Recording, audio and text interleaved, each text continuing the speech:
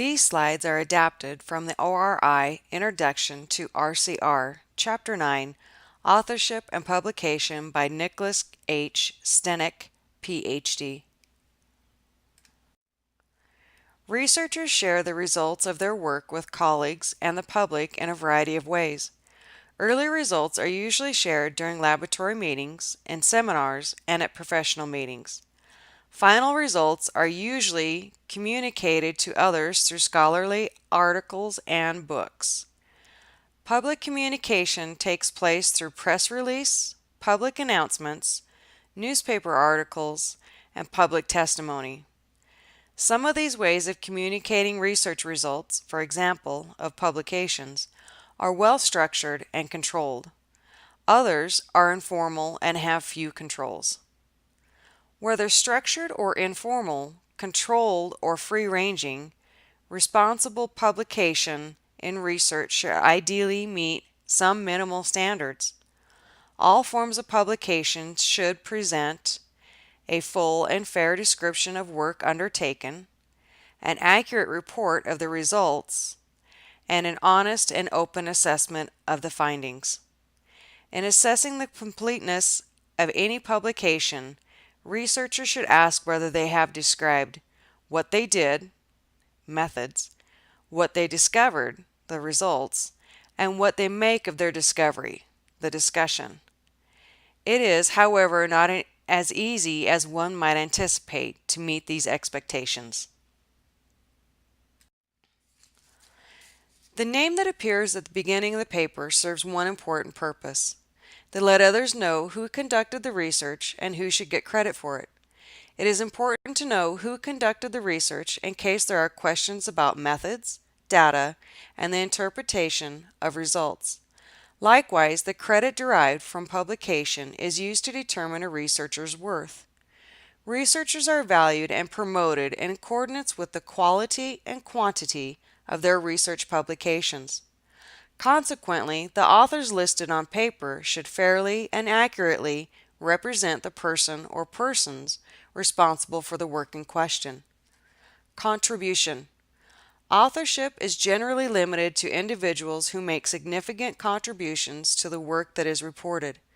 This includes anyone who was intimately involved in the conception and design of the research, assumed responsibility for data collection and interpretation, participated in drafting the publication, and approved the final version of the publication. There is disagreement, however, whether authorship should be limited to individuals who contribute to all phases of a publication or whether individuals who made more limited contributions deserve authorship credit. The widely accepted uniform requirements for manuscripts submitted to biomedical journals, authored by the International Committee of Medical Journal Editors, ICMJE, sets a high standard for authorship. It recommends limiting authorship to persons who contribute to the conception and design of the work or to data collection and interpretation, and in addition play an important role in drafting and improving the final publication. Anyone who plays a lesser role can be listed under acknowledgments, but not at the beginning of the paper as an author.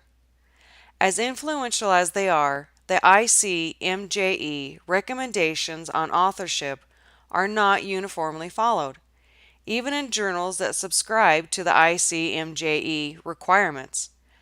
Practices for determining authors vary considerably by discipline and even from laboratory to laboratory.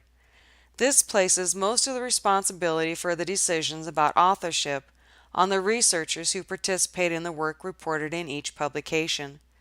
These decisions are best made early in any project to avoid misunderstanding and later disputes about authorship.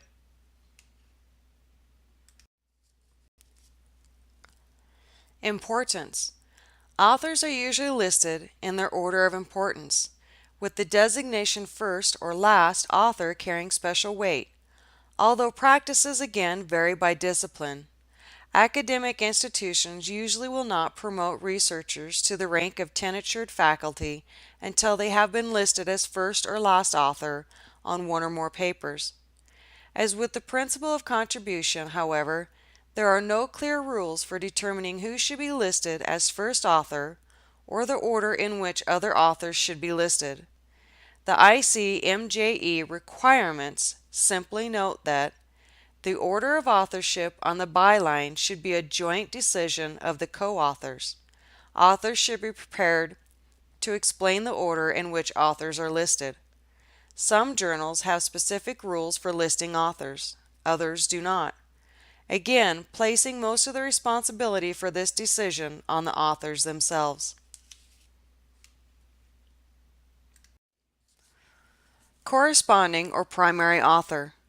Many journals now require one author, called the corresponding or primary author, to assume responsibility for all aspects of a publication, including the accuracy of the data, the names listed as authors, as deserved authorship and no one has been neglected, approval of the final draft by all authors, and handling all correspondence and responding to inquiries.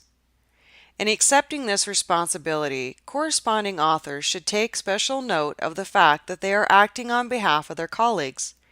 Any mistakes they make or fail to catch will affect their colleagues as well as their own careers.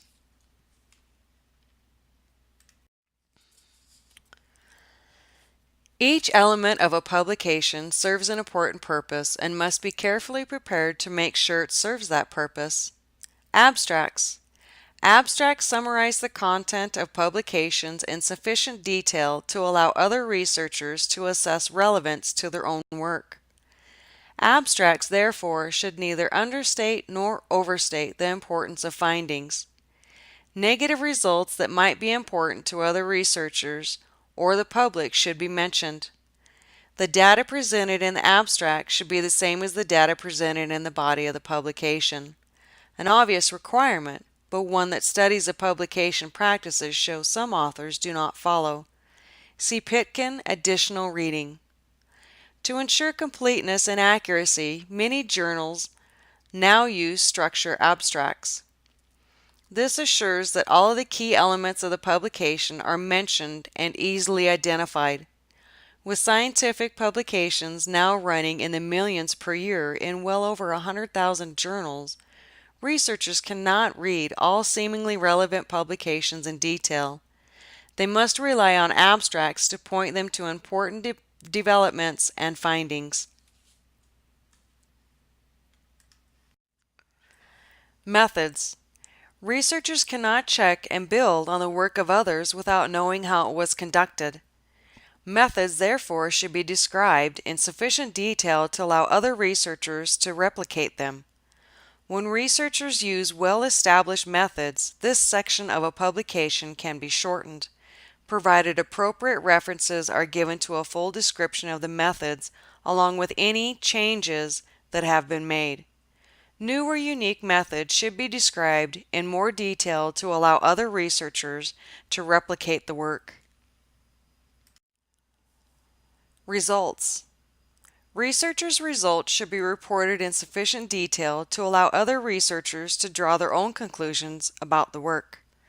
This does not mean that every piece of the recorded data should be reported. Researchers can and must process their raw data before publication, to keep publications to a reasonable size, if for no other reason.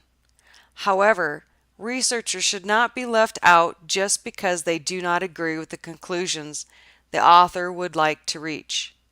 The results section should represent a complete summary of what was discovered, leaving interpretation for the closing discussion.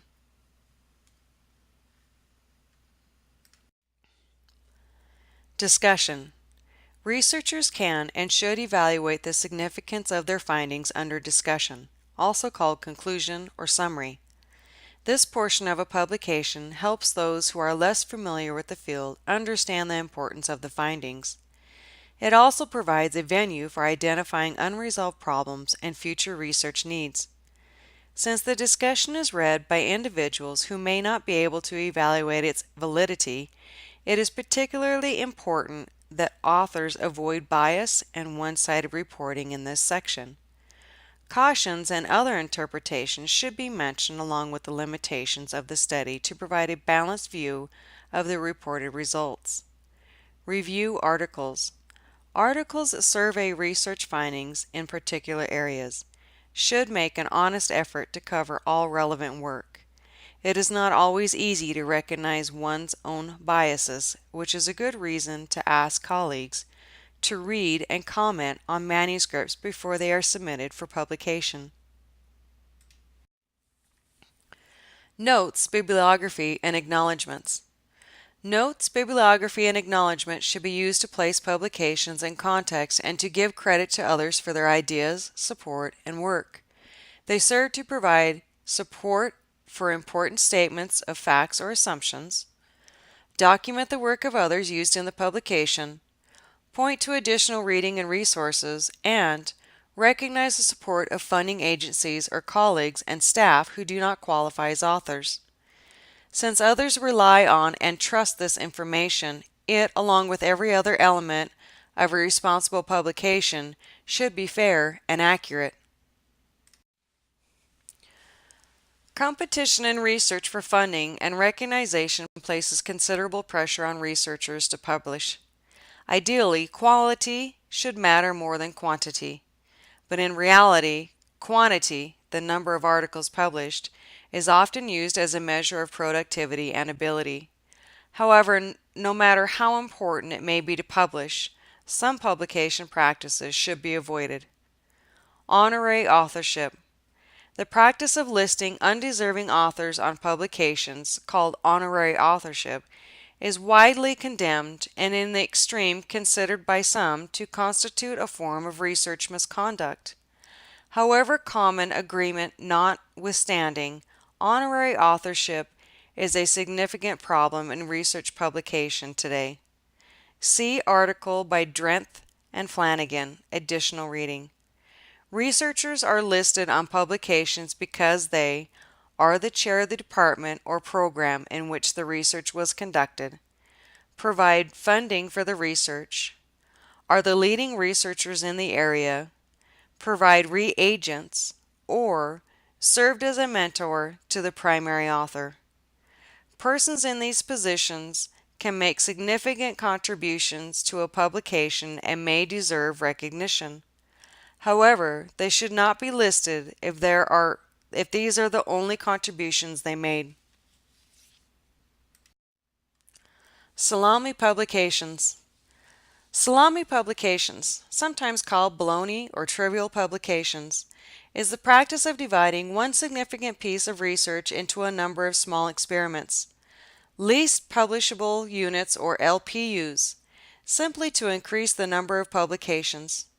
This practice may distort the value of the work by increasing the number of studies that appear to support it. It also wastes valuable time and resources. Before an article is published, it is reviewed, edited, and in one form or another prepared for publication. After publication, it is entered into indexes and databases such as the National Library of Medicine's PubMed. Libraries and individuals purchase the journal in which it is published. If the same information could be summarized in one article as opposed to 2, 3, or more, everyone involved, from the publisher to libraries and the researchers who have to keep up to date on current information, benefits. Researchers therefore should avoid trivial or salami publications.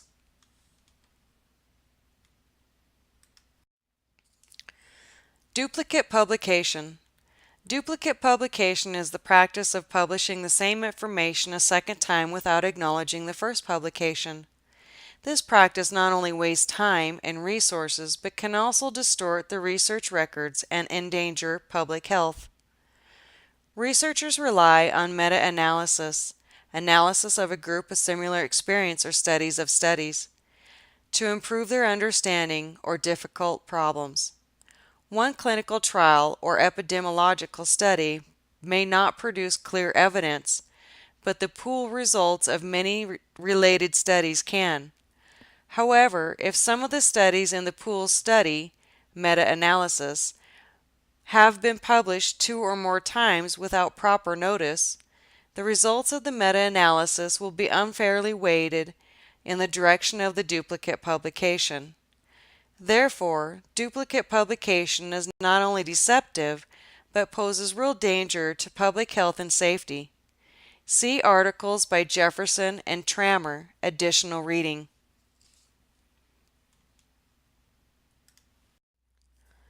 Premature public statements.